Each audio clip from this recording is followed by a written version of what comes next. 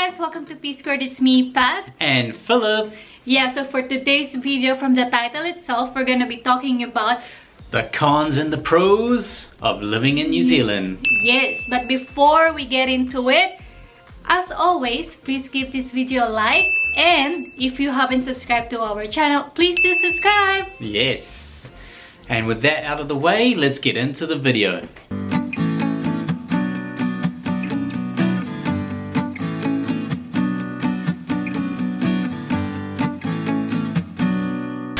So this video, this pros and cons, is just from our own perspective. So of course it differs to different people. So yes. Yeah, if we did miss some pros or cons, just let us know in the comments below. We'll have 5 cons and 5 pros. So let's begin with cons. So at least we will end this video with a positive note. So first con is public transport. So for me it's really important, especially I don't have a car with me going to work because I need to catch a bus. Why is it a con? Because for example, you want to go to one place, you actually need to like catch at least 2 buses for you to be able to arrive to your destination, because it's not very flexible unlike with other countries, but they're starting to improve it now. Yeah. That's good. But let's see what will happen from that. Yeah. And the next con, number 2, is the cost of living. So things here in New Zealand are quite expensive, like rent, groceries, utility bills, and even the house prices here are skyrocketing at the moment. Yeah, I believe that this con, the cost of living, is something that everyone will agree. Everyone living in New Zealand will agree, because it's really expensive, especially if you want to like buy a house here.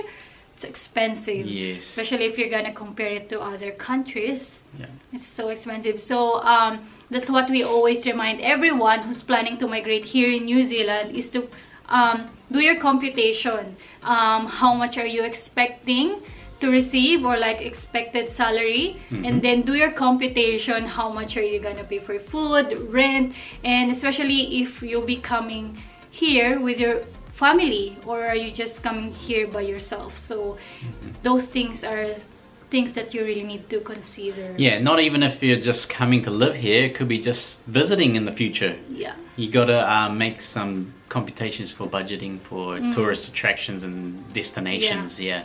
So the third one is the late hours. Yeah, we've mentioned that from our things that we miss in the Philippines, because malls, like the stores, they close really early. Yeah. So like with me, I'm working night shift. So I'm working night shift. So sometimes after I finish work, just go home. You cannot go anywhere anymore, which is good on my part, because at least in terms of like spending, I can save more. But sometimes I need to do something. I need to buy like important things. But yeah, late hours, it's not good. So if you're a night person, like nightlife, yeah, it's not as great as you would think it would be. Number 4 is the unpredictable weather here in New Zealand. Especially in Auckland. Yes, especially in Auckland, because we have 4 seasons here, of course. Winter, spring, autumn, and summer. But you could have all those 4 seasons in one day. Yes. With me, so far, one thing that I learned is to always keep yourself warm. Yes. So always wear something adjustable. So for example, it gets warm, if you have some like jackets that you can remove, at least you know you can adjust it. Yes. But if it's cold and you're just wearing shirt, yeah, so it's very unpredictable.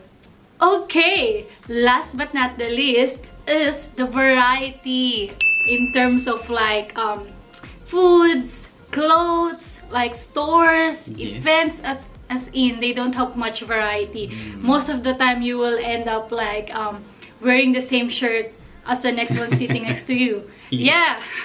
So it's really like that. That's why a lot of people here in New Zealand are just purchasing stuff overseas, or like ordering it online, because we don't have much here. Yes, definitely. It's something like if you would compare it to the USA, where they have a lot of variety in stores and items that you're looking for. Unlike here, it's a little bit more limited. Yes, yeah. So yeah, those are our cons. Yeah. And now let's move on to the pros. Yes.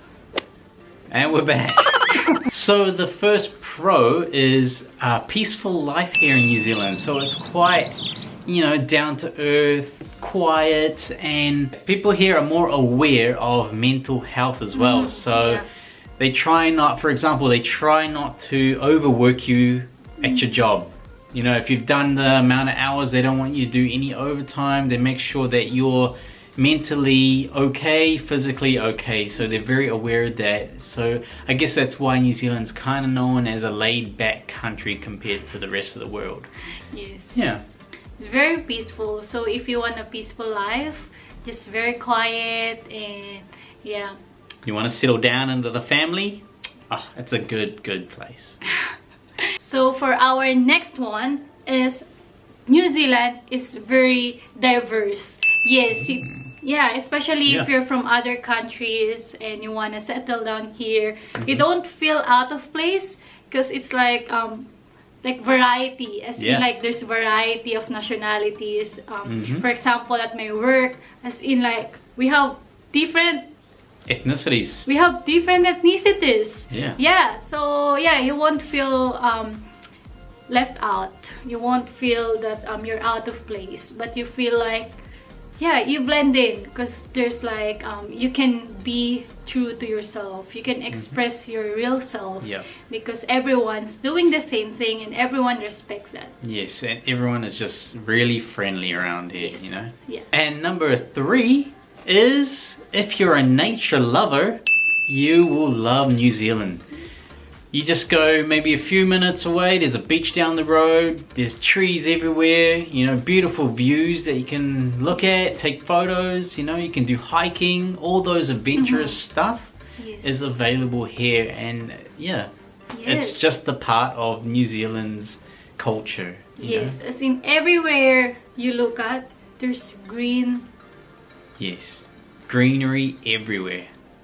So if you love nature, come on down. Yes, it's very peaceful, as in like you feel like you're so close to nature. Yeah, you always have space to reflect, to think about life, and to be grateful and to appreciate how wonderful our God is, as in like it's just very beautiful. So number 4, I believe this one is really an advantage, especially for people not from New Zealand, is the visa options. They have a lot of visa options. So if you are coming here by yourself, by your skills, by your qualifications, or if you're coming here through your family, or like by your skills and everything, there's a lot of options. You can come here like tourists, and then a lot of options by tourist visa. If you're coming here by work, there's a lot of work visa, like partner work visa, skilled migrant visa. So a lot of options. So make sure that you really like have a look at it, browse the website, and it's really good, especially INZ website. That's one thing that I can say. Another point for that, because it's really helpful. Everything's there. Like all your questions can be found there. I mean, at the moment, it's not very open because of what's happening around the world, but soon, probably in the near future, you could probably check out one of those visas and try to visit New Zealand. Yeah, but I actually suggest that even if they don't process anything yet, it's good to have a look and study and then check the requirements that they need if you feel like that's something that you can get. So at least you know. Bit of research. Look at the path that you can take. And last but not least, from our point of view, number 5 is government support here in New Zealand. Yes. And I can say that it's pretty good because the government tries to help you as much as possible. We have support benefits, for example, people who have lost their jobs. I can personally say that I've been through that and it's helped me, especially during the pandemic. Studies, they actually help you with student loans.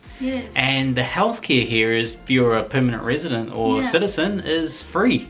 Mm-hmm. Even Yeah. if you're not a citizen, let's say you're in a work visa, or let's say you're studying here like PhD or masters, your kids can actually get free education as well. They're very supportive, that's one thing I can say, and they're very flexible. Yeah. Yeah, for example, you're just a tourist here and you have an accident or something, there's something called ACC that will help you with some of maybe the bills for medical, depending on your situation, Yeah, you just need to really like vocal in terms of your concerns, Yeah. and you just really need to reach out because they won't know that you need help if you won't say something. So yeah, that's Very good our point. pros and cons. Yes, so if you guys think we've missed something that you think is important to you, just comment down below and let us know as well. Because we'd love to hear what your pros and cons are as well. Yeah, so I hope you learned something from this video, and again, this is just from our own perspective, and these are the things that we believe is quite important for us. So yeah, so thank you for watching if you're still watching until the end. So yeah, if you have any questions, just comment down below, or if you want to know something else and you want us to have another video in terms of that topic, just let us know. Thank you and enjoy your day. Bye.